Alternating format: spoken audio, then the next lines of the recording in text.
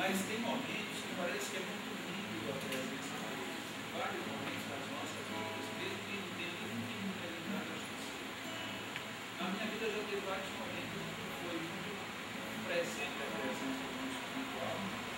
E outras vezes eles foram tão discretos que eu só percebi depois. Essa música foi ensinada. Quando eu comecei a compor essa música, eu estava atravessando uma das casas de caceta uma série também. E aí eu estava tão preocupado um dia que eu peguei o violão e comecei a brincar e comecei a fazer exatamente isso que eu estou fazendo, só com esses dois acordes. E ao lá e uma variação do corpo lá. Não é absolutamente nada. Eu fiquei só fazendo isso. E de repente comecei a compor essa música. E aí assim que eu comecei a compor, veio não só a parte da melodia, como o começo da letra. E eu disse, nossa, que legal, daqui a pouco a música está pronta. Passaram-se 4 anos com essa música.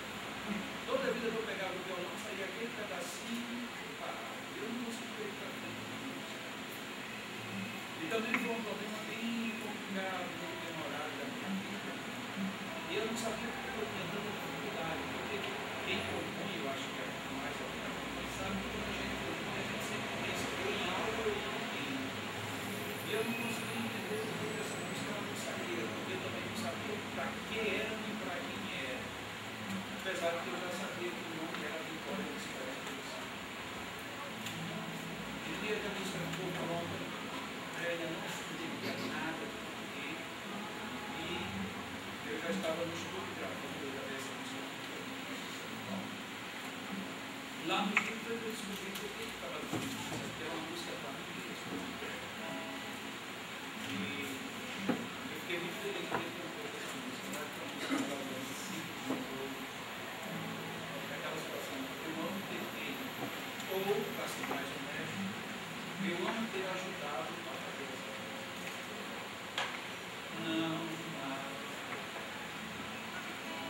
Não há como em navegar, viver, amar.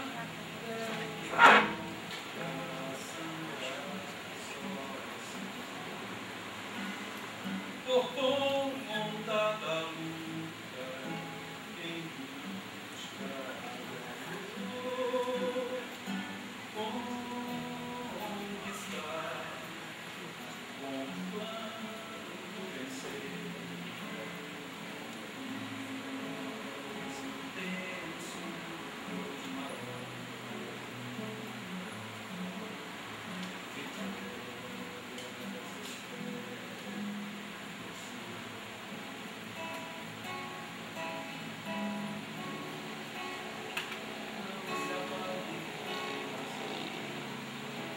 você tem coração, você é na terra.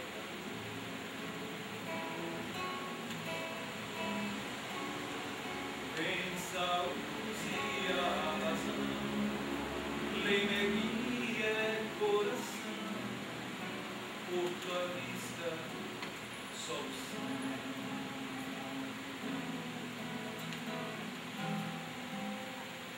Não sei, morte de buscar,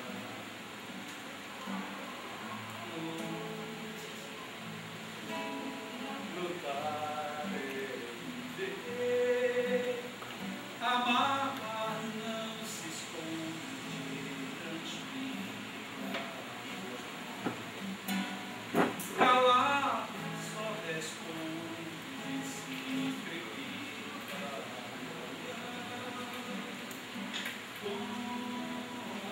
conquistar com todo prazer,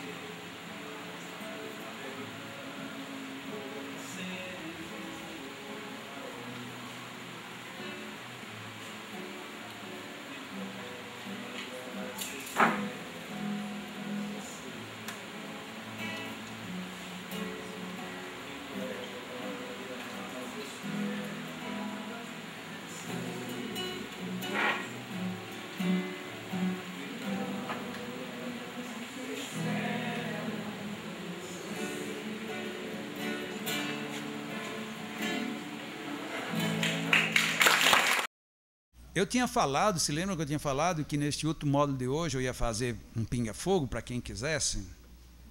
Se tiverem perguntas, a gente vai. Se não tiverem, eu continuo. Tem matéria sobrando aqui. Pronto, então vamos lá. Primeira. Tenho 6 perguntas. Somente 6, tá bom.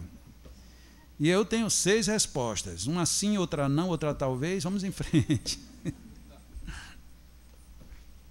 A primeira é sobre o sifão. Eu não consegui entender porque o sifão tu chegou à conclusão que era um problema de congestionamento nas pernas, de fluidos nas pernas. Eu não entendi qual é, porque eu sou engenheiro também, qual é a ligação dos membros inferiores com a figura do sifão. Ok, eu vou reproduzir a pergunta. Ele disse que ficou na dúvida dos sifões, porque ele também é engenheiro, e ele queria saber qual foi a relação que eu encontrei os sifões na perna. Primeiro, eu não deduzi isso, eu fui sentir, literalmente. Como ele disse que tinha algum lugar que haveria alguma congestão, eu fui por tato descobrir. E descobri que a partir do baixo, depois do genésico, a partir dali a circulação não estava boa. Que num primeiro momento, como a paciente estava com pernas inchadas, poderia ter sido daquele problema de retenção de líquido, mas não era um problema de retenção de líquido, era realmente uma retenção fluídica. Então não foi uma dedução, foi uma observação. Depois de acontecido nela, eu, quando tentei nos outros, eu já fui para lá e senti que a outra pessoa, o segundo, porque por acaso os 3 dos 5, 3, eu apliquei passes no primeiro dia logo, na primeira quarta-feira. A primeira estava com as pernas inchadas, então eu poderia ter sido reflexo da retenção de líquido. Mas a segunda não estava com perna inchada, mas todos os registros eram extremamente semelhantes, então estava ali congestionado. Era como que a energética que chega no genésico e que ela tem que circular lá embaixo e tem que voltar para subir, e ela não circulava. Então, do genésico ela já partia congestivamente para o básico, e não havia circulação nos membros inferiores. Quando foi feito, e eu senti então que agora houve o fluxo, ou seja, dei uma limpada razoável nos sifões de cada um deles, aí já na próxima semana os pacientes disseram, nossa, eu melhorei, fazia tempo que eu não melhorava tanto. Então havia de fato um congestionamento naquela região. Qual é a possível explicação para isso? Como o último centro é o genésico, e não é necessariamente o genésico quem administra lá para baixo, quem administra essa circulação dos membros inferiores, tem uma associação diretamente com os rins, e os rins pertencem ao sistema esplênico. O esplênico é quem é muito responsável por esse deságue lá embaixo. Como a gente sempre acredita que o último é quem é o responsável, a gente chegava lá no genésico, de repente o genésico não estava com tanta complicação, mas o refluxo disso termina sobrecarregando o genésico. Mas era o esplênico quem estava gerando tudo isso. Isso de uma forma direta. E no sentido indireto, aquele membro, olha que são membros muito, muito longos, né? Todas as pernas, chama de pernas e pés, os fluidos precisando ir e vir, de repente havendo retenção nesse sistema. Como não existem centros primordiais, existem centros secundários nessa região, esses centros estavam tumultuados.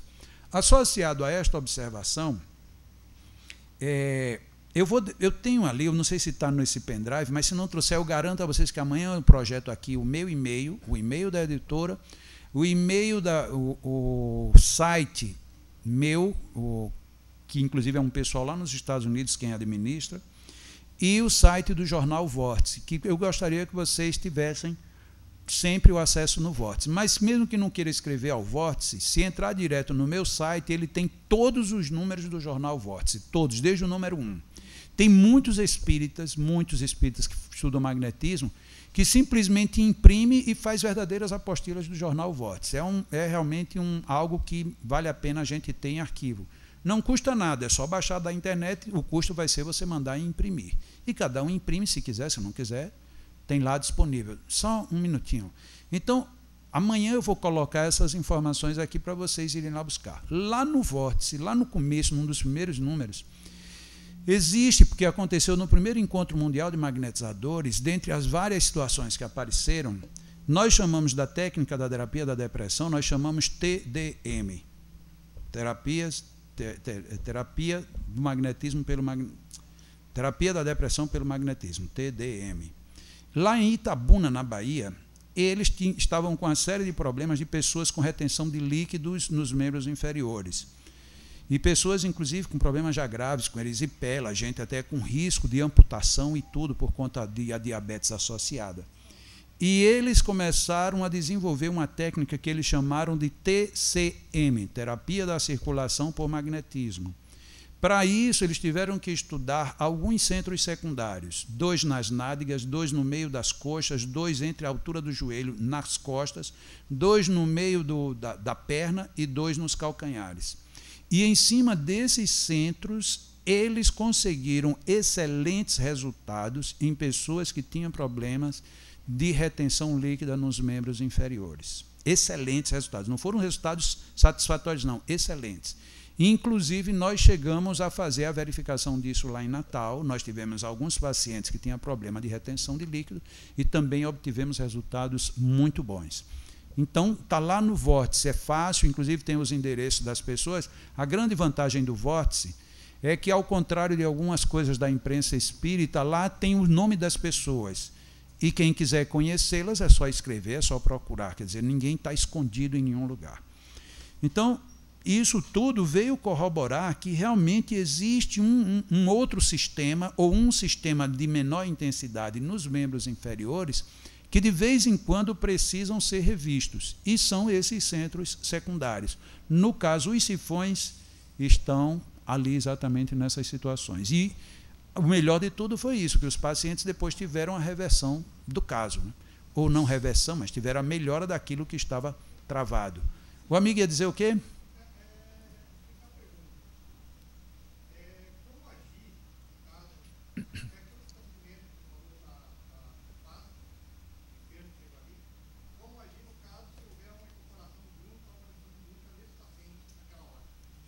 Olha, ok. No nosso caso particular, lá no Leão, é muito raro acontecer, porque como as pessoas já têm consciência de que é uma terapia, vai para um tratamento, é muito raro, mas acontece. Na casa espírita acontece. A questão é, nós temos que estar preparados para o que é que nós queremos. Se nós estamos numa reunião mediúnica, nós queremos que incorpore. Se nós estamos num atendimento, nós queremos que não incorpore. Se eu quero que não incorpore, eu tenho que usar técnicas que desfavoreçam a incorporação. O problema é que quando alguém começa a incorporar, a gente começa a ficar preocupado, fica tenso e começa a cercar a pessoa. E isso emite fluidos, aumenta o campo e favorece a manifestação. Se você, ao contrário, começa a usar técnicas dispersivas, sejam por transversais ou por sopro, para quem tem sopro, aí a gente impede a manifestação. E depois de impedida, faz o encaminhamento que a casa recomenda. Então, o uso da técnica é adaptado ao domínio que a gente tem e à necessidade que você quer. Porque tem casos que você quer que incorpore, então você tem que usar a técnica que favoreça. E outros você quer que não incorpore, então você tem que usar uma técnica que favoreça a não incorporação. Lembrando no final de que tem uma pessoa no processo e que ela não pode ser penalizada por isso. Que eu não posso simplesmente impedir a manifestação e deixar a pessoa depois entregue à própria sorte. E, por fim, nós sabemos que tem muitas pessoas que não estão necessariamente incorporando, elas querem chamar a atenção. Quando alguém quer chamar a atenção, não se chame isso de animismo, não. A pessoa está querendo chamar a atenção e tem que ser conversado com ela claramente. Olha, não faça isso. Você é quem está fazendo. Mas aí cabe dos diretores, dos gestores, dos administradores a tomar o que for mais conveniente. Rui. Ficou bem claro, eu acho, para nós, e nos seus livros também está bem claro, quanto à questão de tempo, distância, dispersivos, concentrantes, calmantes, etc. E, ao mesmo tempo, na sua palestra, o senhor falou que, em alguns casos, a concentração de energia é necessária, que é bastante lógico. Deu exemplos de, por exemplo, inflamação, tumor. Eu pergunto o seguinte, vamos dar 2 exemplos assim. A pessoa tem uma inflamação com problemas aqui no joelho, tá? De juntas, etc. E a outra tem um tumor na cabeça. Como que eu deduzo, vou saber, o tempo que eu vou ficar concentrando energia para atuar sobre aquele problema? E se no caso do tumor da cabeça, for frontal e o coronário por perto, como que eu chego no meio termo entre o tempo de concentração, atuar de congestionamento de fluidos e atuar sobre o tumor? Ok. Bem se vê que é uma pergunta objetivamente prática e que pede um posicionamento também de ordem prática. Isso que eu vou dizer, eu não aconselho para quem vai começar a aplicar esse tipo de tratamento amanhã. Você já tem que ter um pouco de experiência. Você tratar de um tumor, principalmente na cabeça, não é para qualquer médico, não é para qualquer magnetizador. Então, que isso fique bem claro. Porque eu não posso ser ingênuo de dizer, olha, qualquer pessoa então tem alguém com um tumor na cabeça, você vai lá e faça isso tanto tempo ou quanto tempo e vai resolver. Não é desse jeito. Eu vou até abrir aqui uma outra colocação antes de chegar na sua pergunta. Um dia eu estava precisando fazer um tipo de tratamento dentro de um cérebro numa pessoa. E eu não sabia como alcançar, porque era um ponto extremamente delicado. E eu tinha medo de colocar num centro de força e não chegar no ponto. E também tinha medo de chegar no ponto e também, como às vezes a gente vê em medicina, você de repente vai querer atingir determinado ponto em determinado lugar e você termina lesionando o meio do caminho. Recentemente eu tenho um amigo que eu prestei assistência a ele durante uma semana, fui todos os dias ao hospital.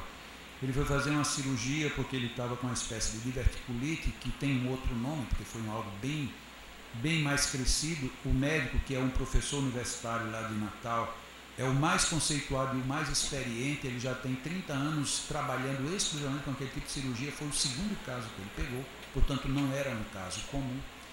Mas antes dele decidir por fazer a cirurgia abrindo, ele tentou fazer a cirurgia, ou pelo menos examinar através de... como é que é? Laparoscopia. Nisso, quando ele descobriu o que teria então que ser aberto, não dava para ser feito daquela forma, que ele abriu, ele descobriu que sem querer, ele tinha cometido 2 furos numa das alças intestinais. E aquilo gerou um risco gravíssimo para o paciente. Não a cirurgia foi um sucesso. Mas o médico, inclusive, se resguardou de não entrar em muitos detalhes. E, como ele estava muito abatido no hospital, a tia dele, a sogra dele, que no caso é tia da minha mulher, ela pediu para eu ir lá aplicar um passe nele. E eu fui mais por amizade, mas eu achava que não era nada demais, porque ela tinha me dito da cirurgia, era uma cirurgia, apesar de ser rara, era uma cirurgia comum, não era algo... Mas se dava para você ir lá no hospital, tá bom, eu vou. E eu fui aplicar o passe. E quando eu estava aplicando o passe, a cirurgia dele foi aqui do lado direito, abaixo do umbigo. Mas quando eu estava examinando, eu encontrei um furo bem aqui desse outro lado. Literalmente eu senti um furo. E um processo infeccioso andando a rápidas velocidades.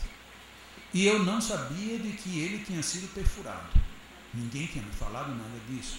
Eu disse, mas que coisa estranha. Eu não ia comentar nada, não tinha que comentar nada com ninguém.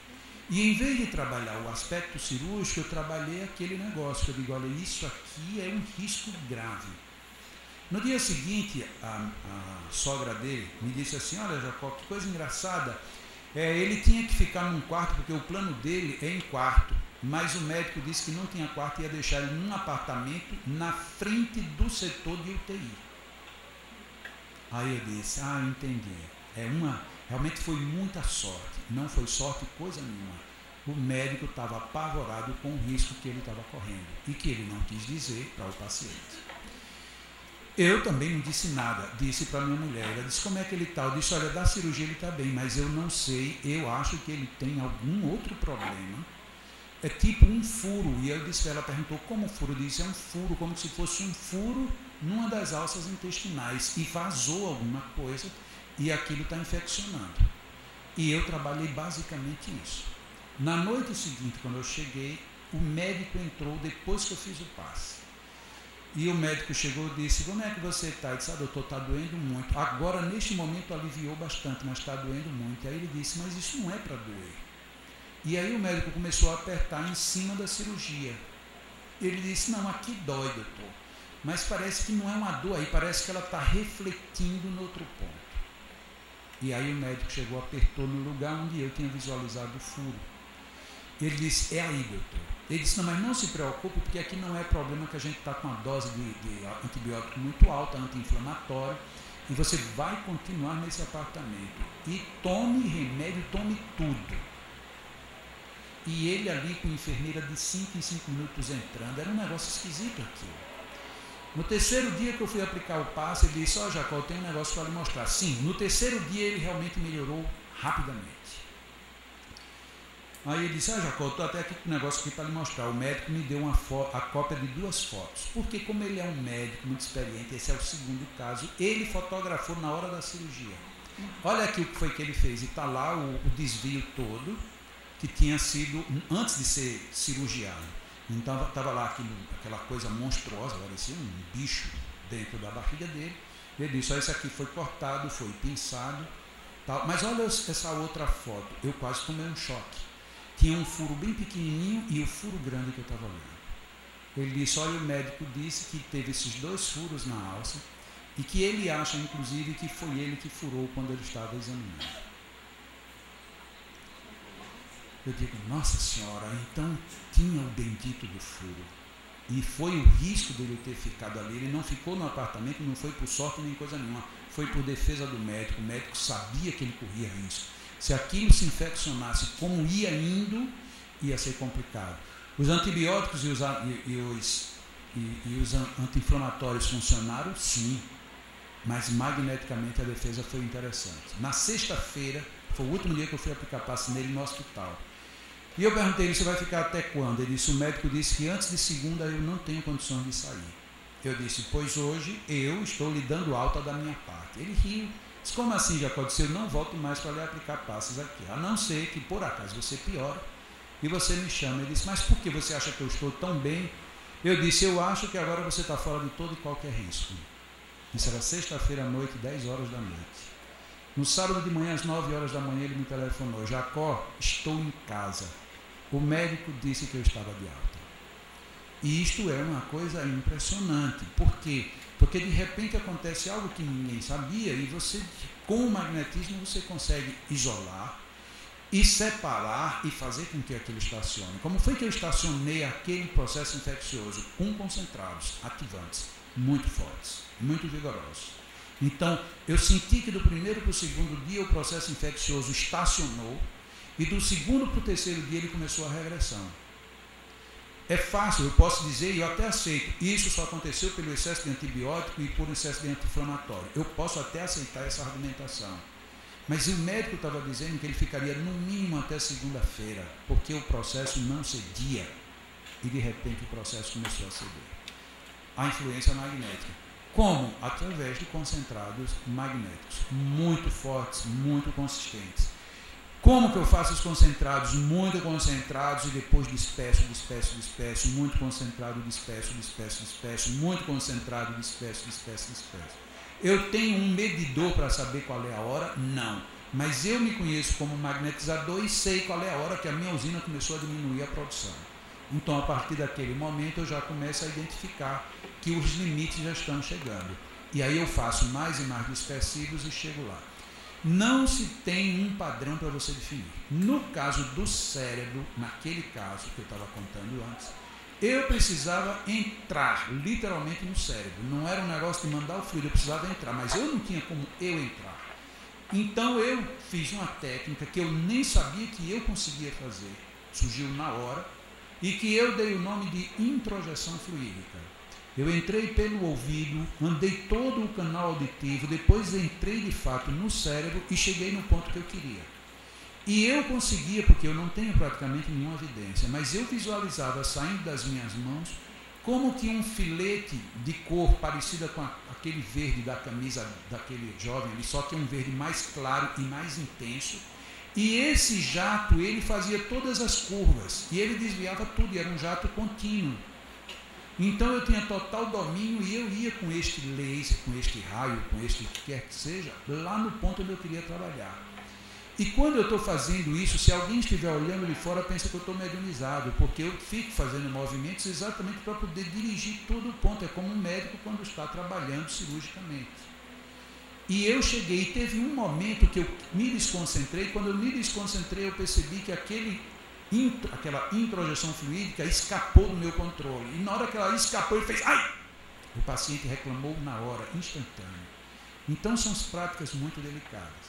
No primeiro encontro de magnetizadores, eu contei este caso. A minha amiga Ana Vargas, 3 meses depois, ela me escreveu dizendo: você pensa que você é o tal, mas você não é. E eu respondi para ela: você poderia me dizer o que você está se referindo, porque eu nunca disse que eu era o tal. Ela disse: você achou que inventou introjeção fluídica, mas você não inventou. Eu disse: muito obrigado. Então quem foi que inventou? Aí ela me mandou um texto do Barão de Potê.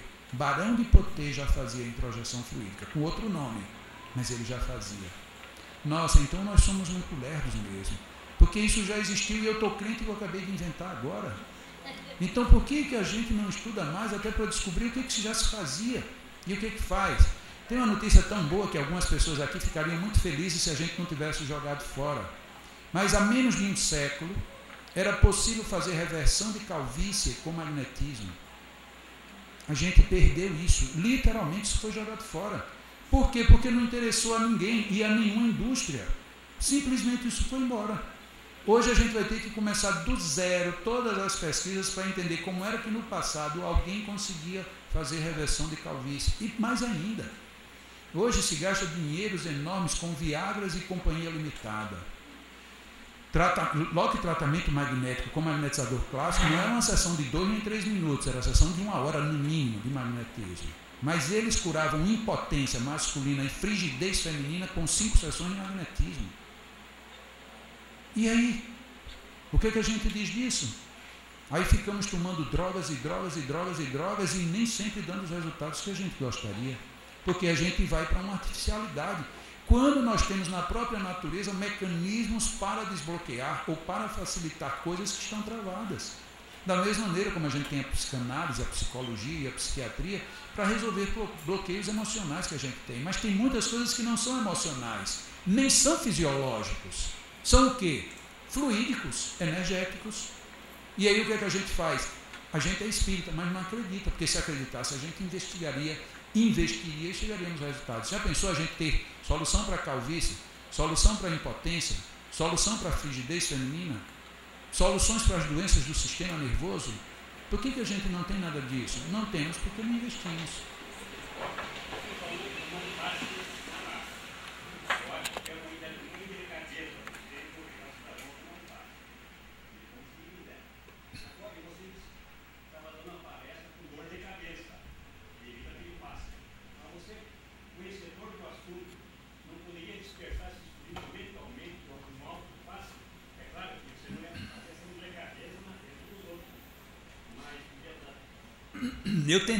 Eu tentei muito superar, mas não consegui. Eu não sei o que danado aquela pessoa fez que eu não consegui.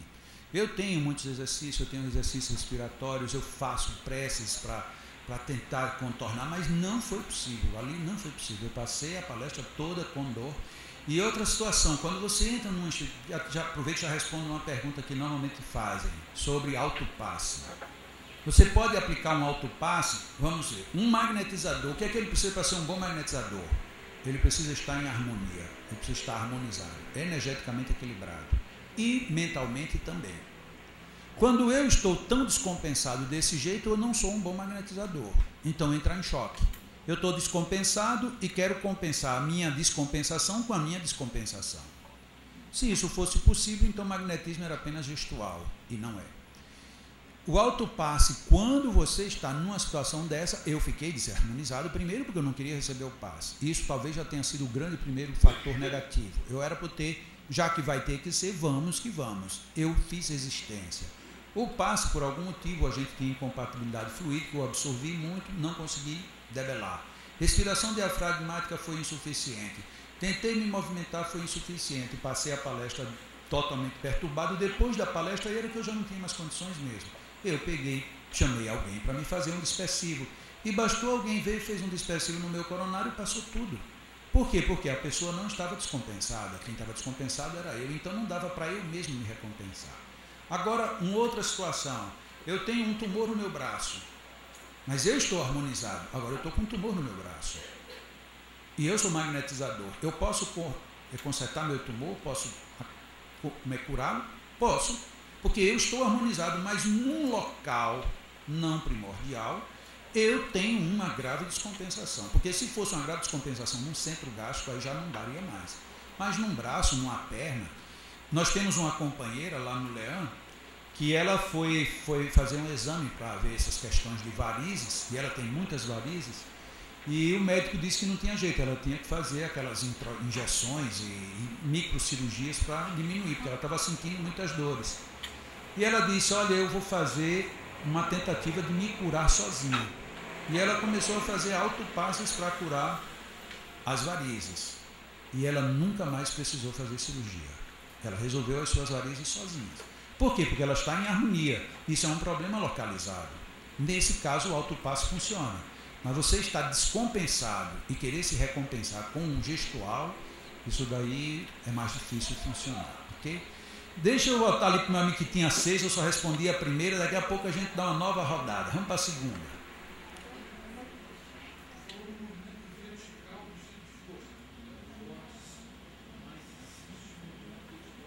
Uhum.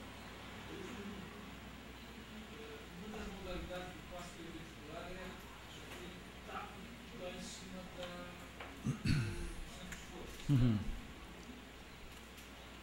Isso funciona bem como específico, funciona bem como concentrador.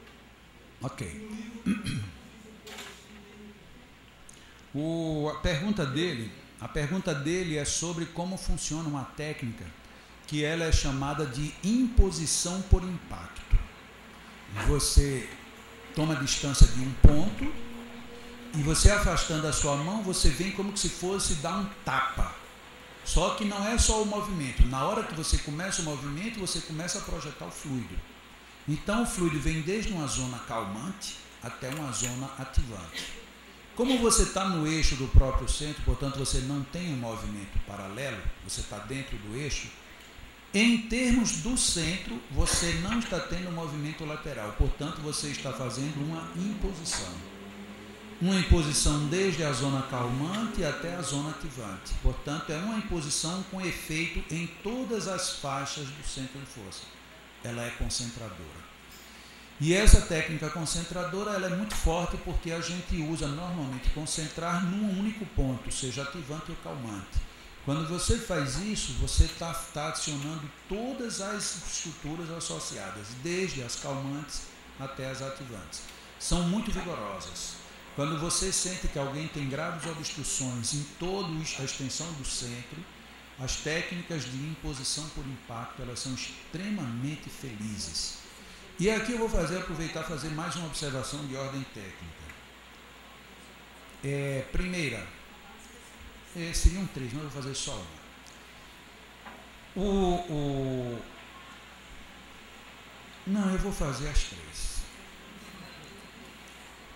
Nós temos o hábito de trabalhar os pacientes apenas no nível ativante.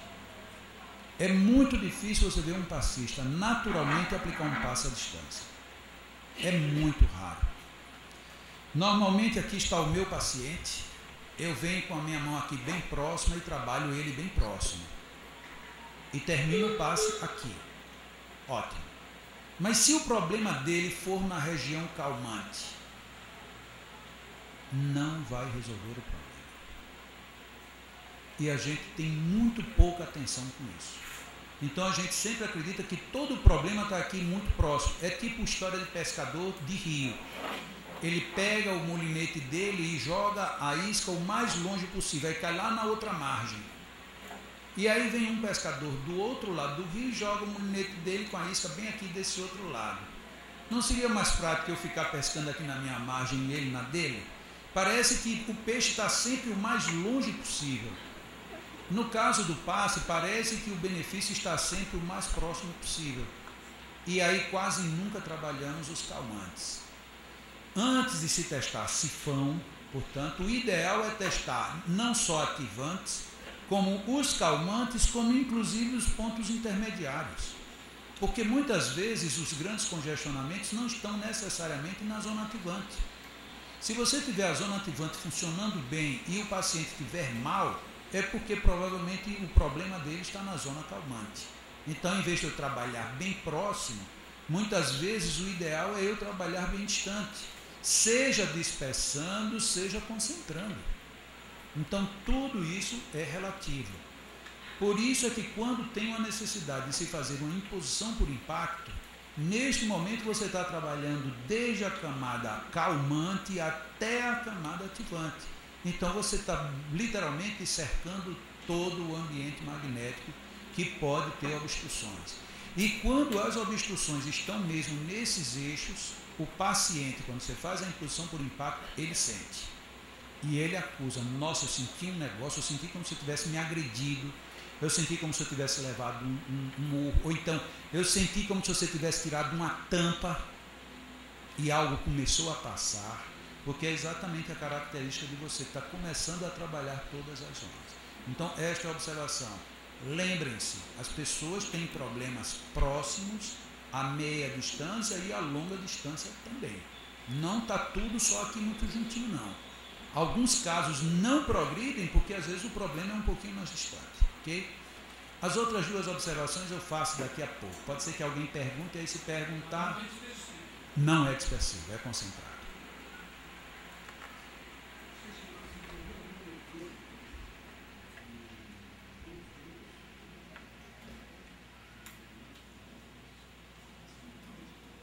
Para o quê? Desenvolvimento de...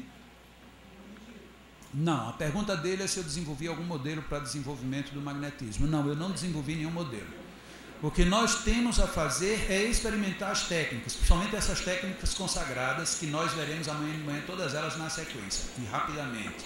Então nós veremos as técnicas e começaremos a experimentar, considerando as condições dos magnetizadores, de entrar em relação, e depois das distâncias e das velocidades. E aí a gente começa. Quando a gente entra no campo do exercício prático, que seria o segundo final de semana que Sônia não quis, por isso é que só vamos ter este, porque se ela quisesse, aí no próximo final de semana a gente iria ver, mas ela não quis, e foi ela que não quis, portanto reclamem de Sônia, porque a gente brigou muito, e ela dizia, mas não dá certo, eu disse, dá, mas não dá certo, eu digo, dá, mas o povo acha que só um já é demais, pois é, mas quando terminar vão dizer, era bom que tivesse a prática, e não vai ter, e a culpa é de Sônia. Brincadeirinhas, mas é porque realmente não dá para a gente ver. Quando a gente faz exercício prático, fica bem mais fácil perceber não o modelo, mas como a gente seguia. Mas vejam uma coisa que eu terminei não fazendo no exercício, que para não dizer que não teve nenhum exercício prático, que todo mundo pode fazer no lugar que está. Quando eu falei entrar em relação, eu digo, a gente vai, aproxima e está sentindo que não está bem, num determinado momento, agora está bem. Eu dizendo assim, eu não estou dizendo absolutamente nada, porque, e qual é a diferença que não estava bem e agora está bem? Nossa Senhora, meu Deus do céu, até beber água para passar o susto. Não, eu pensei que era o meu obsessor que estava ali. Você viu que eu falei no singular, né? O meu. E não é muito meu não, ele é que é metido, ele é que fica, né? Olha que exercício mais simples. Cruzar as mãos. Mesmo quem está dormindo pode até cruzar, né? Cruzar as mãos. Pronto, cruzemos as mãos. Os dedos.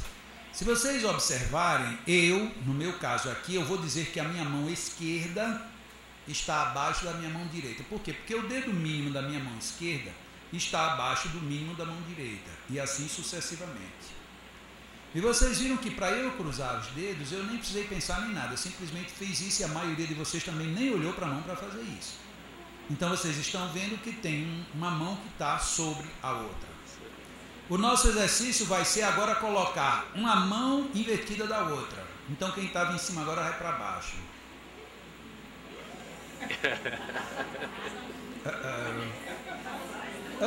A mesma coisa, está aqui, ó. Aqui eu só vou fazer descer uma casa, ó. Certo? Quando a gente conseguiu fazer do outro jeito, olhe para a mão, está bem encaixadinho? Está bem encaixado? Tá. Mas a sensação que a gente tem é de que está bem encaixado? Não. Pois é, ou falta ou sobra dele, né? Impressionante. É mais ou menos esse tipo de desconforto que a gente sente. É como a gente olha, mas espera aí, eu estou aqui orando, eu estou desejando bem, eu vou aplicar um passo, a pessoa está aqui em paz. Nossa, mas não está encaixando. Aí a gente vai tentando, até que num determinado momento, agora sim, agora encaixou. Esse tipo de sensação sutil É a sensação que a gente tem entre o desconforto e o conforto numa relação magnética superficial em que não está bem estabelecida. Isto, esse exercício que a gente fez, não é magnetismo. Isto é um condicionamento cerebral. O nosso cérebro está condicionado a gente sempre cruzar dessa forma. Ok? Exatamente. Então, na hora que você inverte, o cérebro começa a dizer, epa, não é assim. Não é assim. E aí a gente sente desconforto, aí já rapidinho ajeita. Porque o cérebro está dizendo do outro jeito é melhor. Cruzar os braços é a mesma coisa.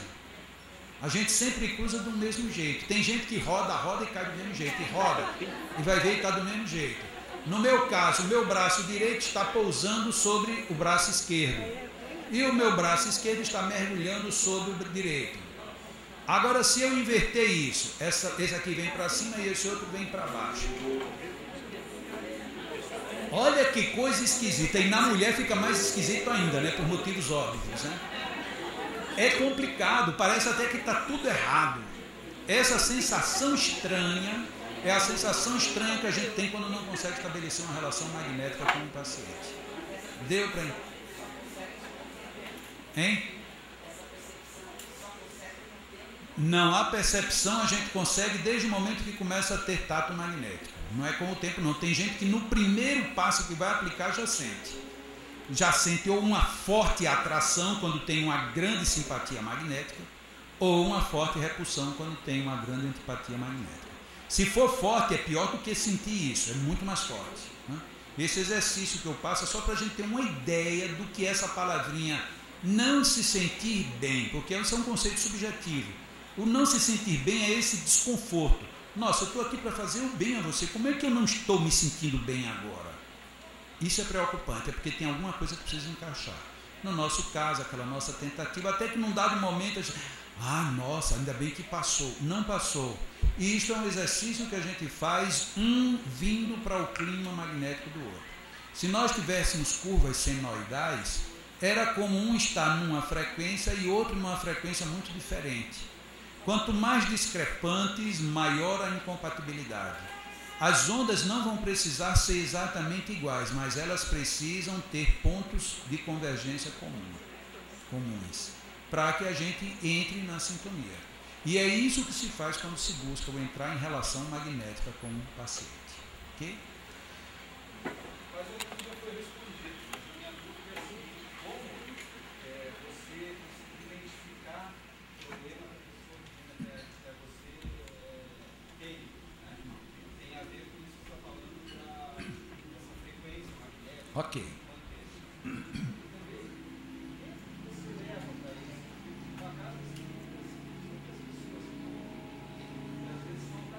Ok.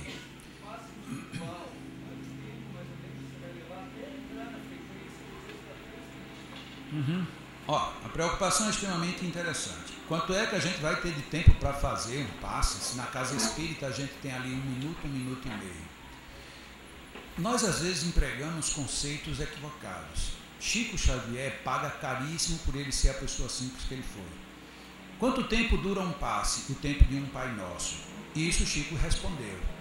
Aí a gente acha que o tempo de um Pai Nosso é 30 segundos. Eu digo que tanto pode ser menos ou como pode ser muito mais.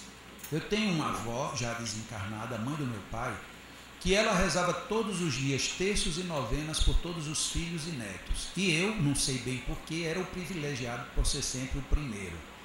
Eu, às vezes, quando eu me olho no espelho, eu até entendo, mas ela me queria sempre muito bem. E a minha avó, eu ia sempre, ela morava em Teresina, quando eu tinha férias que eu podia, eu ia a Teresina, e ficava lá com a minha avó, e ela estava o tempo todo, o que quer que ela estivesse fazendo, ela estava com um terço na mão, e aqui, ó, o dedinho, passando as bolinhas. Aí eu perguntava, avó, me diga uma coisa, o que é isso? Eu disse, meu filho, cada bolinha pequena dessa, são 10, é uma Ave Maria. Disse a maiorzinha é um Pai Nosso. Eu digo, mas por que a senhora fica o tempo todo passando? Eu disse, não, meu filho, a cada vez que eu passo é uma Ave Maria e quando chega na grande é um Pai Nosso. Eu digo, mas a senhora está conversando comigo e a senhora não para o dedo. Pois é, mas eu estou conversando com você, mas estou aqui rezando uma Ave Maria e um Pai Nosso. Eu digo, mas vó, nesse tempo, dá tempo? Ela disse, dá. Eu digo, então reza aí para eu ouvir. Não, se eu for falar, não dá. E aí eu me lembrei, quando eu vi a primeira vez essa história de que o passe, a duração é um Pai Nosso, eu digo, se for o Pai Nosso da minha avó, vai ser assim, vamos aplicar aqui um passo numa pessoa, pronto, já entra o outro, porque esse aqui só deu tempo de levantar a mão. No próximo eu desço a mão. No outro eu levanto. Então cada vez que eu levantar uma mão foi um passe, e que eu baixar foi outro passe. Porque esse é o Pai Nosso da minha avó. Aquele que eu vi ela rezar o dia inteiro. Não estou exagerando, era literalmente assim. E eu não tenho por que duvidar dela. Eu acredito que ela realmente conseguia. Não sei como, mas ela rezava um Pai Nosso aqui. Pai Nosso, uma Ave Maria, outra Ave Maria. Daqui a pouco já chegou a 10ª Ave Maria. E lá vai mais um Pai Nosso. Já foi, já está na outra Ave Maria. Então, eu acho que sim. Eu acho que era bis, bis, bis, bis, bis, o outro. Bis, bis, bis, bis, bis, o outro. Mas de um jeito ou de outro era o Pai Nosso dela. Aí a gente pensa o nosso Pai Nosso quando nós estamos apressados. Nossa, pelo amor de Deus, vamos chegar atrasados lá, tá vendo, Sônia? Vamos chegar atrasados, vamos rezar um Pai Nosso. Um Pai Nosso está na estação de ficar se vossa mulher, mas o vosso filho se é feito, vossa vontade. Aí a gente sai, dá 20 segundos e olha lá, 15 segundos o nosso Pai Nosso. Né? Tem também aquele Pai Nosso de alguns brasileiros que têm o hábito de dormir instruídos, ou seja, assistem Jô Soares. Aí quando termina, amanhã eu não vou assistir não, porque a multa fica com você. Rezar tem que rezar. Não seja. É um Pai Nosso complicado. Esse daí a gente nunca sabe qual é o tempo. E, inclusive o Pai Nosso que estás no céu, e o assim seja só no outro dia quando a gente acorda. Então é um Pai Nosso longo toda a vida. E o único Pai Nosso que a gente esqueceu de cuidar foi o de Chico. Alguém parou para prestar atenção como é que Chico rezava um Pai Nosso? Porque ele não disse que era o seu Pai Nosso, ou o dele ou da minha avó. Ele disse que era um Pai Nosso. E aí como era que Chico fazia para rezar um Pai Nosso? Era assim. Já estão contando o tempo, né? Ele já começou, mas ainda...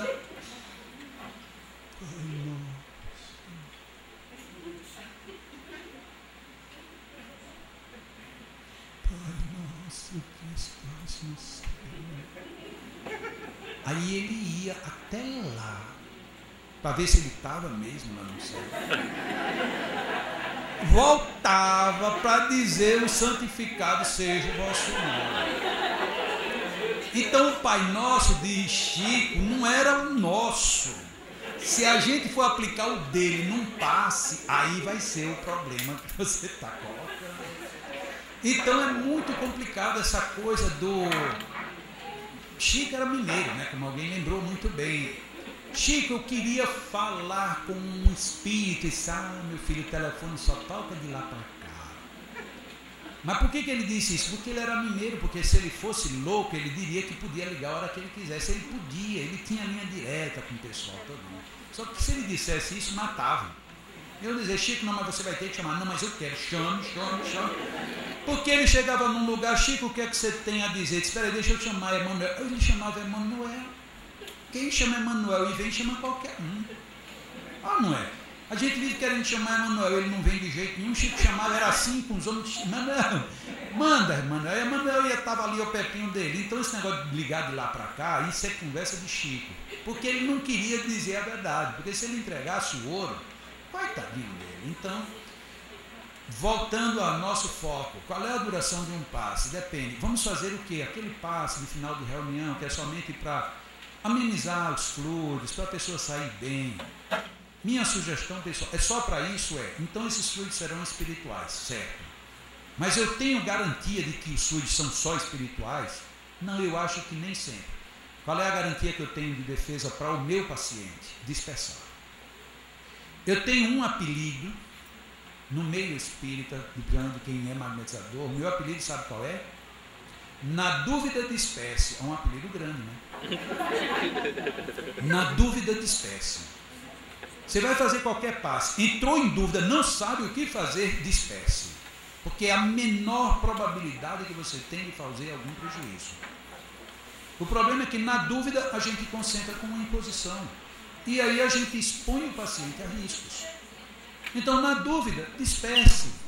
Então, eu não tenho segurança de que isso é o ideal, então disperse. Disperse um pouco. Ah, não, mas eu preciso fazer um pouco de imposição. Então imponha um pouco e depois disperse. Dispersivo não serve somente para tirar fluido. Isto foi invenção da cabeça de quem não estudou. Dispersivo tira, condiciona, compacta, distribui, acelera o trânsito, dissipa, encaminha para os centros onde tem necessidade, descongestiona onde tem bloqueio. Em pessoas muito idosas, ele faz algo parecido com compactação, parecido com o exemplo que a gente tem na informática. Eu tenho um arquivo muito grande, está ocupando muito espaço, eu compacto ele fica ali. Na hora que eu preciso, ele se descompacta e eu tenho o arquivo de novo reconstituído. Quando eu aplico um passe em uma pessoa muito idosa, o idoso normalmente ele pede muito fluido. Se você der muito fluido e não fizer dispersivo, ele se congestiona. E aí o que é que você faz? Você aplica grandes concentrados e depois dispersa bastante. Quando você dispersa, esses concentrados se compactam e deixam os centros livres para o próprio funcionamento. E daí? Na hora que ele precisa de mais fluido, o próprio organismo dele, ou a própria estrutura vital, descompacta aqueles compactados e ele sai se alimentando dos fluidos ao longo do tempo. Quem faz essa compactação? Dispersivos. Então o dispersivo ele não tira apenas fluidos. Ele tira quando você doa em excesso. Se você doou muito e depois, nossa, eu acho que eu doei muitos fluidos, disperse, porque na hora da dispersão ele retorna para a fonte de onde foi emitido, palavras de Allan Kardec. Ele retorna para a fonte que é sua, palavras dos magnetizadores clássicos. E aí o que a gente faz? A gente doa e depois manda o paciente se virar com aquela carga fluídica, e pode ser que nem sempre funcione tão bem. Mesmo que seja para ele ficar com a carga fluídica, no dispersivo a gente direciona, a gente introjeta, a gente acelera o processo de absorção ou compacta de tal maneira que os centros vitais não fiquem congestionados. Então, são coisas fantásticas. O problema é que a palavra dispersivo, ela não é uma palavra feliz. Mas aí não tem o que fazer. É só a gente entender o que é que quer dizer dispersivo em termos de passes.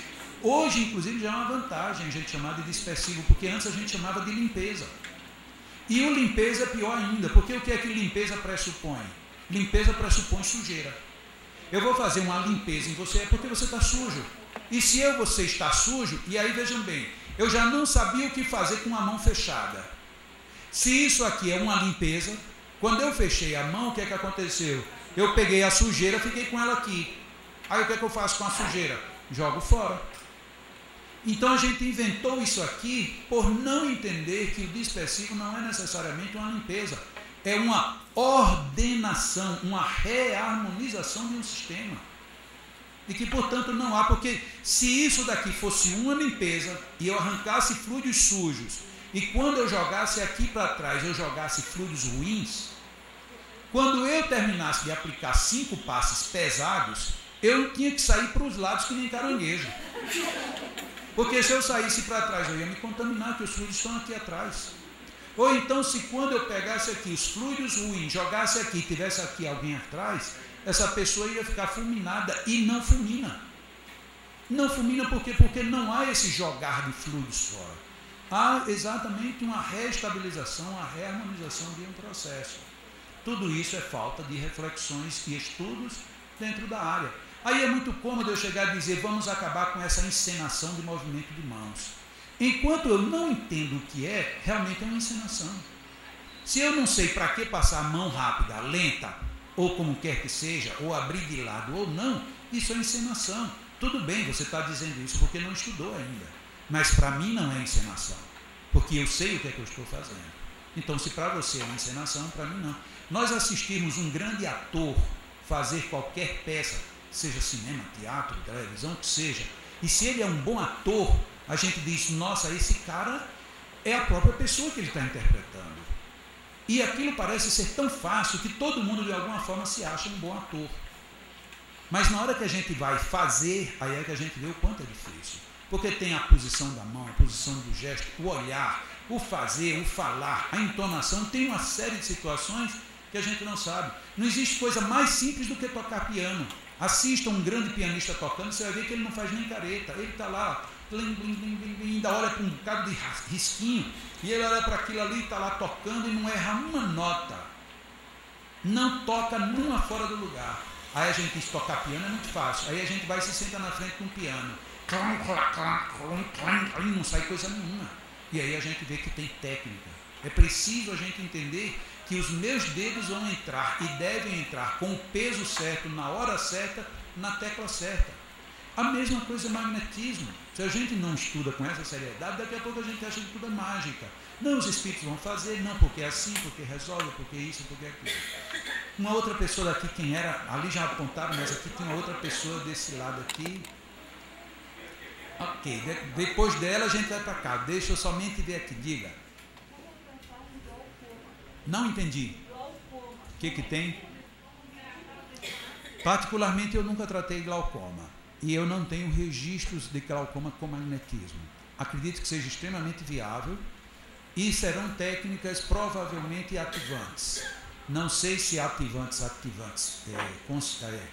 concentradoras. Não sei se ativantes ou calmantes. Mas eu não tenho nenhuma experiência. Eu não tenho absolutamente nenhum registro. Hein? Não entendi. O glaucoma é uma pressão forte, né? Não ia ficar pior com o ativante? Talvez não, porque o raciocínio do magnetismo não é tão mecânico quanto a gente imagina com outras coisas. Por exemplo, você pode estar profundamente agitada. Aí você diz, então eu vou trabalhar nos ativantes, dissipando os ativantes. Mas muitas vezes você está extremamente agitado porque você está congestionado nos calmantes. Aí você diz, bom, então se eu der um concentrado calmante, essa pessoa vai ficar calma.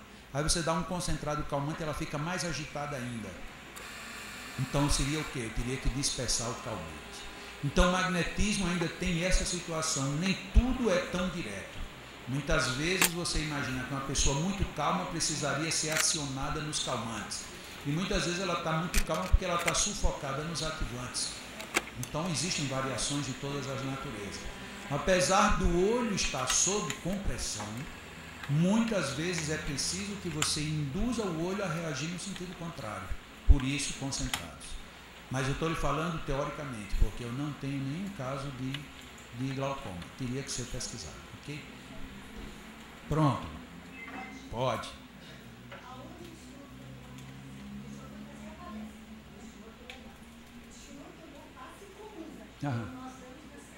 Aham, exato.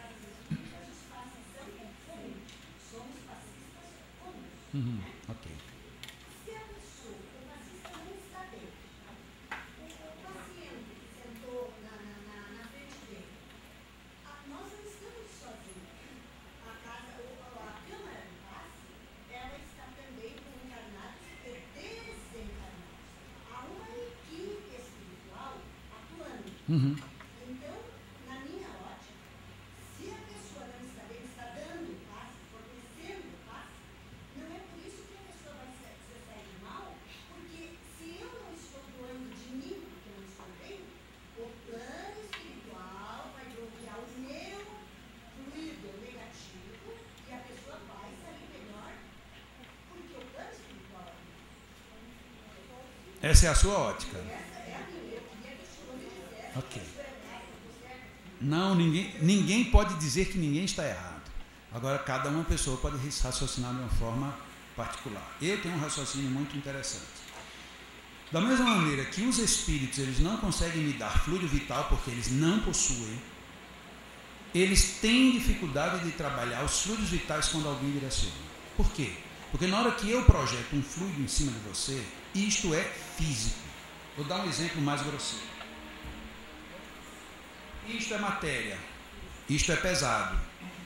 Se isso bater em alguém, eu fizer disso aqui um giro e soltar, pode ferir gravemente, ok? Porque isso é matéria. Fluido é tão matéria quanto isso, só que a gente não vê via de regra. Se eu tiver com isso aqui agora e começar a rodar e eu disser, eu estou fazendo essa demonstração, mas eu vou jogar. Eu vou jogar e ver em quem é que vai bater. Como é que vai ser a atuação espiritual? Eles vão dizer, Jacó, não faça isso. Não faça, porque se você fizer magoar alguém, essa pessoa pode inclusive lhe denunciar e você ser preso. Então o Espírito ele vai atuar na minha consciência para que eu não jogue o material. A equipe espiritual é tão previdente que vai chegar na probabilidade de quem isso vai bater. Vamos supor que eu estou mirando para você. Os espíritos vão chegar para você e dizer: olha, cuidado que Jacó é meio doido. Se ele jogar, se baixe para não ser atingida.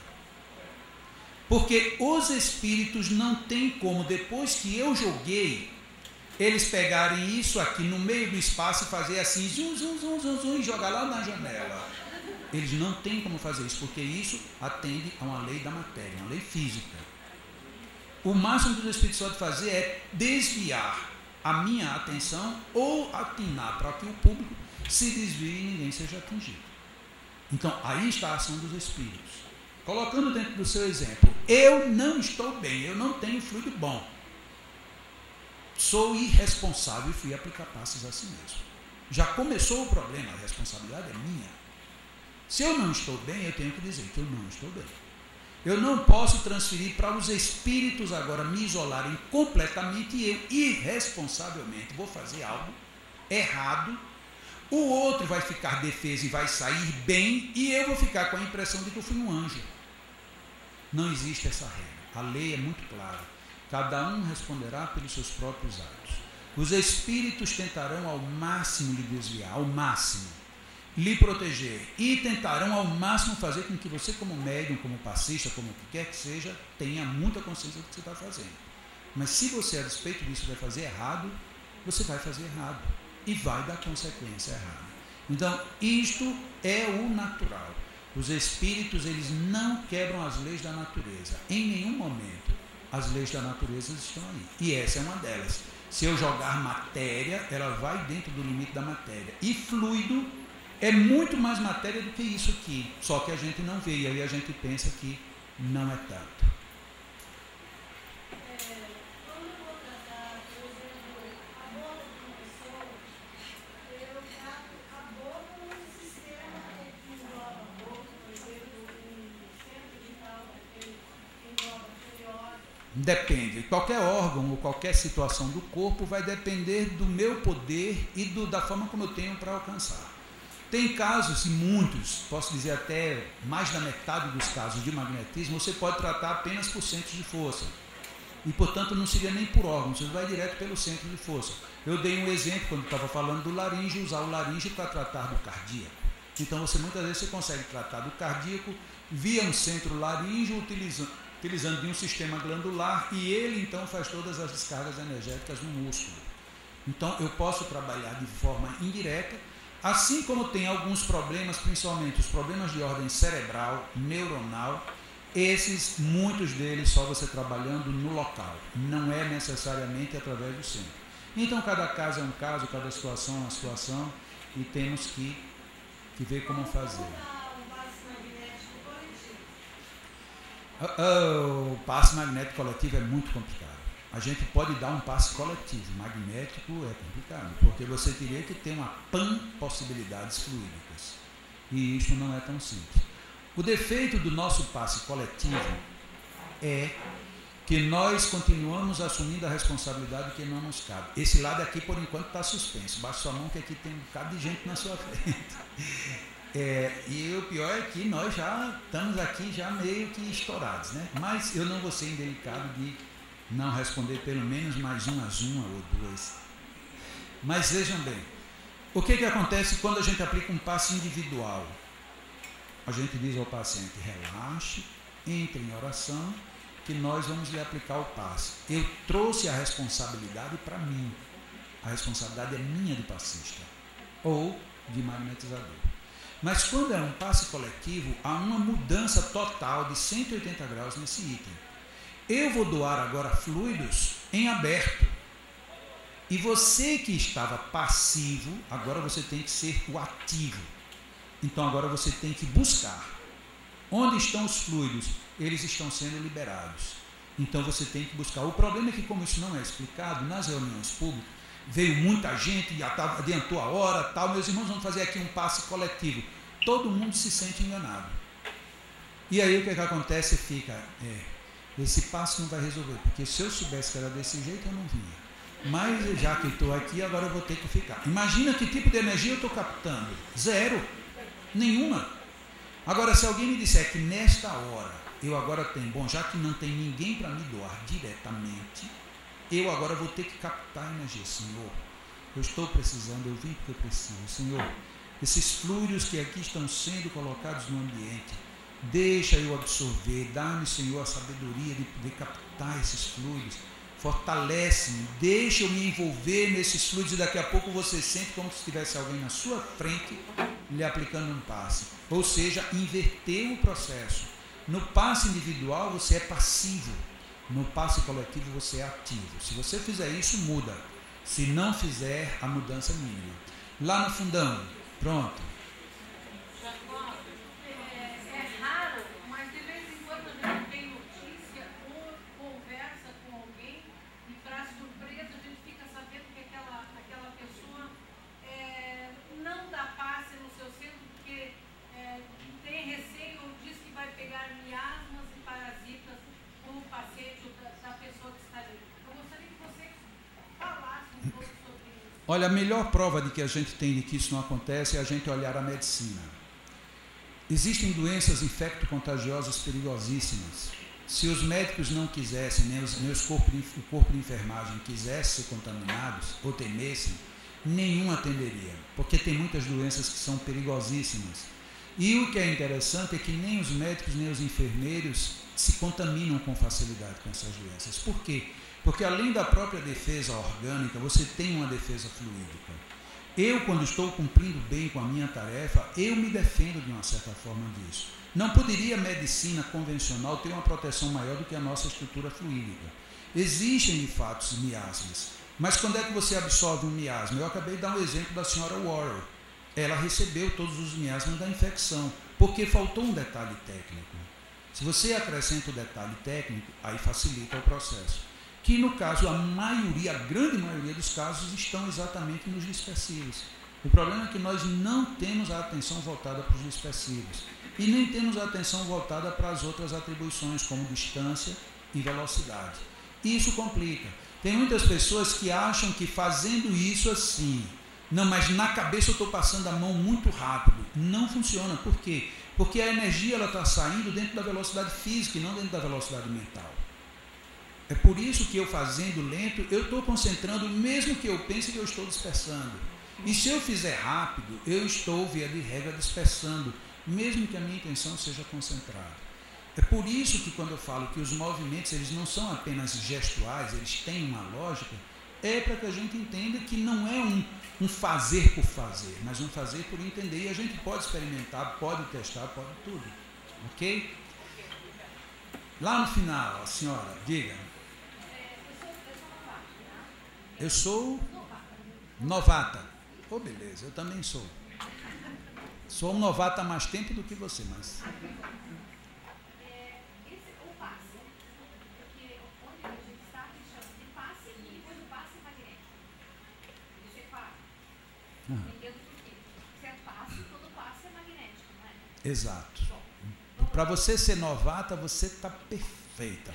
Porque os antigos ainda não aprenderam isso que você acabou de dizer. Olha, você viu como o tempo em magnetismo não é muita coisa, né? Então, na hora do passe, eu miro chakra por chakra,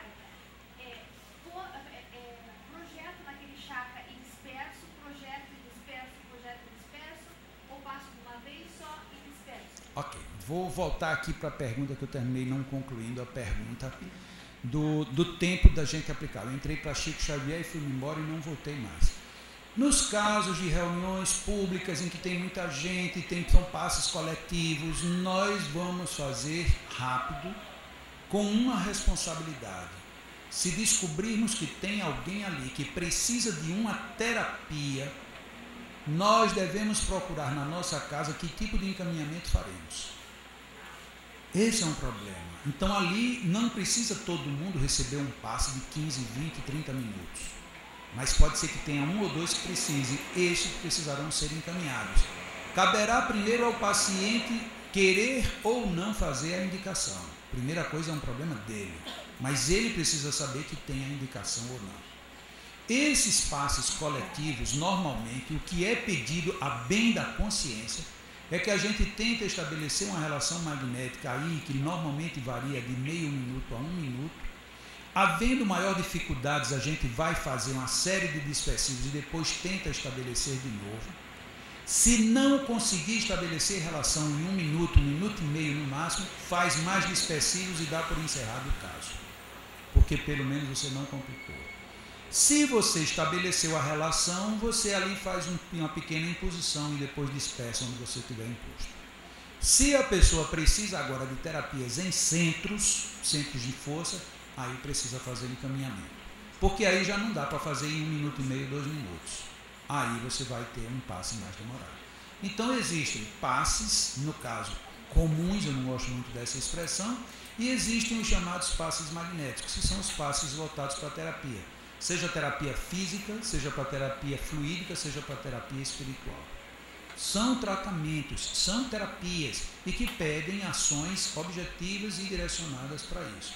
Querer fazer tudo num único momento, a gente não vai ser feliz no que a gente vai fazer. Tem muitas casas que dizem, pelo sim, pelo não, a gente faz um pequeno concentrado aqui, depois aqui, dispersa os 3 e manda embora. Eu tive num centro espírita, olha que coisa interessante. Eu fui fazer um treinamento num centro espírita e da vez seguinte que eu voltei, o pessoal me pediu para eu ir assistir a prática. Eu digo, tudo bem, vamos lá. E era um dia daquele centro onde só tinha exclusivamente tratamento de passes. Só para isso. Legal. Eu, quando soube que ia para esse tipo de atendimento, qual foi a minha dedução? No dia da reunião pública tinha, isso não era no Brasil, tinha de 40 a 45 pessoas. Eu digo, uma reunião só para passes de cura? Nossa, vai ter de 200 para lá, porque é o mais comum acontecer. Quando eu cheguei lá, tinham 5 pessoas para receber passes, só. Eu digo, já tem alguma coisa estranha no ar. Depois daquelas 5, 4 eram trabalhadores da casa. Portanto, só tinha um paciente de fato de fora. Eu disse, mas não tem pouco paciente, vocês são muito rigorosos na seleção dos pacientes. Ele disse, não, é porque as pessoas vêm, ficam boas e vão embora. Eu digo, nossa, então vocês têm um sucesso fantástico. E é estranho, porque quanto maior é o sucesso no setor de curas, maior é a procura, mas eu não podia dizer nada. E aí começou a sessão de passes. E aí, a primeira coisa que eles faziam, ficava ali com a mão parada sobre o coronário um bom tempo, orando, mentalmente. Aí daqui a pouco fazia 2 dispersivos gerais. E aí depois ia no centro frontal com uma mão em posição e com a outra mão circular. No mesmo. Depois ia no outro em posição circular. Depois ia no gástrico em posição circular. Eu disse, Jesus Cristo, sangue de Cristo tem poder, porque vão detonar essas pessoas, detonam. Porque é insuportável, imposição é concentrado, circular é concentrado, os 2 nos ativantes. Então você está fazendo super concentrados em 3 centros. Provoca total congestão. Total. Aí o que acontece? Só tinha um paciente doido para ir embora. Não porque ficou bom, porque não suporta a terapia. E aí por que eles estão indo embora? Não porque os obsessores não deixam eles continuarem os tratamentos. Não são obsessores coisa nenhuma. O que vocês estão fazendo é para matar qualquer um. Na hora que eu disse isso, porque como já eram tão poucas pessoas e queriam uma opinião honesta, eu disse a eles. Um dos trabalhadores disse, olha, você não sabe o quanto eu prendo a respiração para ver se não dói tanto, porque como isso me machuca. Eu disse, machuca como dói tudo. De noite eu não consigo dormir. Eu digo, por que vocês não já conversaram sobre isso? Não, a gente conversa, mas a gente achava que era mais uma vez as forças negativas querendo destruir o nosso trabalho. Eu digo, não, as forças negativas estão no que vocês estão fazendo. Porque não se justifica você ter um trabalho de cura e não ter ninguém para ser curado. Aonde é que existe isso? Ou seja, você está usando 2 técnicas que sabe lá quem foi que deu essa bendita intuição. Uma intuição visivelmente obsessiva. Você sai congestionando todo mundo e manda embora para casa em nome de Deus. Pelo amor de Deus, não é assim que se faz. Então, isso é problemático. A questão, como você coloca, se eu começar, aplico aqui, aplico ali, se só aplicar e não dispersar já é um problema. Se dispersar, o problema é menor. A questão é por que eu elegi 3, 5, 8, sei lá quantos centros de força, genericamente para todo mundo. Quer dizer, então, que todo mundo que chega aqui tem os mesmos problemas? Acredito que não. Então, na hora que eu generalizo técnicas de passes magnéticos, eu corro o risco de colocar as pessoas à frente de determinados problemas que são, de fato, muito complicados de serem resolvidos. Eu vou pedir permissão para responder só mais duas. Uma é a sua, pode fazer, sim. E depois mais uma por conta da hora, tá?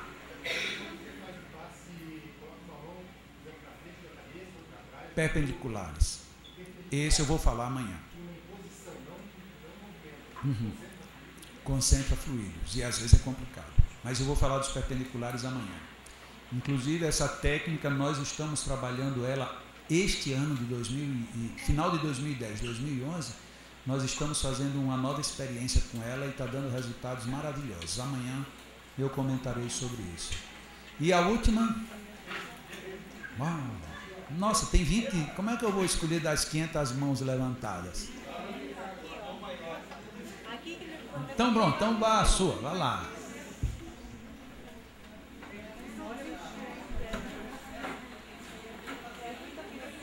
Ah, tá. Ok. Inclusive faz parte da pergunta ali, né? Como é que a gente vai saber o que é que vai fazer? E isso faz parte do campo de prática. Quando nós fazemos aquilo que eu estava brincando, se lembra que eu disse que Sônia, vamos fazer 2 finais de semana, não, Sônia, mas foi eu escrevi, nesse dia eu vou mandar os e-mails para você lerem como era, e eu insistindo, parecia até que eu ia ganhar comissão se eu ficasse 2 finais de semana, mas ela, não, porque Carol não quer, Carol só quer um final de semana, mas vamos 2, não, mas Carol não quer, terminou ficando só um mesmo, mas... Por quê? Porque chega na hora que chega esse problema. Bom, tudo bem, então eu já consegui até detectar alguma coisa, mas o que é isso? Eu estou sentindo um calor num lugar, estou sentindo um frio, eu estou sentindo um tremor, eu estou sentindo uma sucção, eu estou sentindo uma repulsão, eu estou sentindo, em vez de na pessoa, eu estou sentindo em mim. O que quer dizer isso? Aí é onde a gente entra na conjugação da teoria com a prática. Não dá simplesmente para dizer praticamente o quê, mas num exercício prático a gente pode forçar circunstâncias. A gente faz concentrados em um determinado ponto, deixa um tempo de saturação e depois a gente examina o que aconteceu. E depois a gente vai vendo nos exercícios de tato magnético que pessoas que nunca pensaram que sentiram nada começam a sentir um monte de coisa no primeiro exercício. Significa não dizer que você despertou agora, mas a sua atenção foi voltada agora. Porque muitas vezes a gente aplica um passo, nossa, eu senti tanta coisa, mas eu não quero nem pensar nisso. E, portanto, você despreza o tato magnético. Na hora que a gente começa a prestar atenção, a gente começa a descobrir onde tem pontos que pedem algum tipo de providência. E aí, para não ficar sem nenhuma resposta, olha que coisa interessante. Vamos imaginar que a minha mão passou aqui nesse centro, e esse centro começou a sugar muito minha mão. Mas eu não sei o que fazer nesse centro. Ok. Eu tenho 4 variantes. Lento, rápido. 2 da velocidade. E tenho mais 2. Próximo e distante. Lento, concentrador, rápido, dispersivo. Próximo, ativante, distante, calmante. Eu tenho pelo menos 4 opções para fazer as combinações, 2 a 2. Então eu vou dizer, bom, eu não sei se isso aqui está precisando de fluidos ativantes, por exemplo. Mas eu vou começar imaginando que ele está precisando de fluidos ativantes. Vocês estão prestando atenção, né? Estão conversando, mas estão prestando atenção, né? Ótimo. Porque vocês ficam conversando na hora que eu estou dizendo isso, aí depois vão dizer, eu quero fazer uma pergunta, aí pergunta a mesma coisa. Né? Então, já que vocês pararam de conversar, né, vocês, não eram vocês que estavam conversando? Lógico que não eram vocês não era? Era vocês outros. Pronto, muito bem. Então, já que a gente parou de conversar, eu acho então que esse ponto está precisando de alguma coisa, mas eu não sei o que é, porque eu não tenho nenhuma experiência. Então eu vou fazer um concentrado ativante. Próximo e mão parada. Mão parada, concentrado. Próximo, ativante. Aí eu vou fazer bem muito, né? Não, porque eu não sei se é isso. Eu faço um pouco, afasto, e aí eu venho fazer um tato, porque quando a minha mão passou por aqui, eu não senti que havia uma atração. Então, antes de eu fazer qualquer outra coisa, deixa eu ver de novo. Aí lá vem minha mão, quando chegou aqui nesse ponto, temos várias hipóteses. A atração ficou mais forte ainda. Opa! Se essa atração já era um sinal ruim, se aumentou, então o que eu fiz deu errado. Opa! Não, mas quando eu passei a mão, diminuiu bastante. Pode até ser que seja, então, uma necessidade de concentrados ativantes. Veja que a gente começa a ter campo para experimentação. Independente de ter dado certo ou errado, se deu errado, eu já sei inevitavelmente que eu vou ter que expressar o suficiente para tirar aquilo que eu coloquei, ou para eliminar o efeito daquilo. Então eu vou lá e despeço. Essa técnica transversal também nós falaremos amanhã. Despecei bastante. O que é que eu faço agora? Venho sentir de novo. Eu não tenho segurança ainda. Então eu venho sentir de novo. Ainda está uma atração muito forte. Espera aí. Eu coloquei ativante, piorou. Eu despecei os ativantes, continua do mesmo jeito. Muito provavelmente o problema é calmante. Aí agora tanto eu posso começar com despecido, quanto eu posso começar com concentrado. Para manter o mesmo padrão, vamos lá. Então agora eu vou concentrar calmantes. Distante, a mesma posição. Também pouco tempo. Paro e faço o tato. Eu faço o tato aonde? Isso eu disse ainda agora. Onde é que eu faço o tato? Na mesma distância, porque eu tenho um plano de referência. Você lembra? Lembra que eu falei isso? Então o meu plano de referência tem que ser sempre o mesmo. Eu fiz aqui, mas o tato está no mesmo plano. Então eu venho passando a mão. Quando eu cheguei aqui, nossa, aliviou muito a sucção. Ele estava provavelmente precisando de fluidos calmantes. Ou então, me aliviou muito pouco. Será que eu dispersivo não seria melhor? Ou então, piorou de novo. Mas peraí, eu coloquei ativante, piorou. Coloquei calmante, piorou. Pode ter certeza que ele está precisando de um dispersivo calmante. Aí você vai aqui, na mesma distância, dispersa bastante. Quando você volta para o mesmo plano de referência, nossa, até que enfim. Agora parou a sucção. Um foi a sucção, no outro poderia ser um calor, no outro poderia ser um choque, no outro poderia ser um tremor, no outro poderia ser uma repulsão. Então cada pessoa poderia sentir diferente. É dessa forma que a gente coloca a teoria na prática. É complicado? É. Nos primeiros dias é complicado, assim como uma pessoa que nunca dirigiu e vai ter o primeiro dia de aula. Quando o instrutor diz, olha, você tem a embreagem, o freio, o acelerador e a marcha. Aí você olha para o chão e descobre que tem 3 pedais e você só tem 2 pés. Você toma um susto. Apesar de você ter andado no carro a vida inteira, você nunca tinha pensado nisso. E aí o cara vai dizer, olha, você vai, quando você passa a marcha, para sair você tem que tirar o pé da embreagem. E aí a gente tem a sensação de que a gente regrediu ao tempo em que éramos sapos. Porque o carro sai dando pulo, e às vezes estanca. A gente diz, eu não aprendo a dirigir nunca, até que um dia a gente consegue sair. Aí no dia que consegue sair, o instrutor diz, passe a segunda. Aí você disse, o que é isso? É tirar da primeira para a segunda, que o carro está... Desse jeito, você vai estourar o motor. Como é que eu faço? Você põe o pé na embreagem, aí você diz, onde é que está? Aí você vai procurar, porque o pé não sabe onde está a embreagem, o pé é cego. E aí você se esquece de olhar para frente, quando você vem olhar para baixo, sua mão faz isso na direção. E lá vai o carro para o outro lado.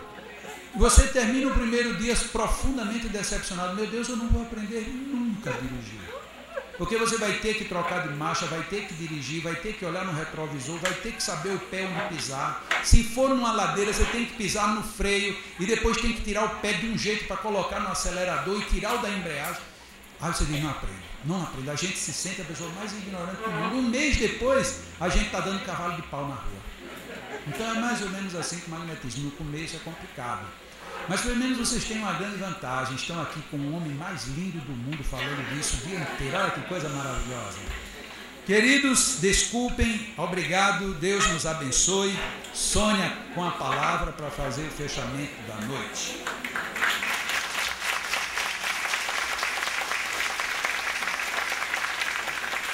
Obrigada, querido Jacob. Então, só lembrando que amanhã, às 9 horas da manhã, impreterivelmente, estaremos aqui, né? E eu vou pedir para a Salete vir fazer a oração final. Por favor, Salete.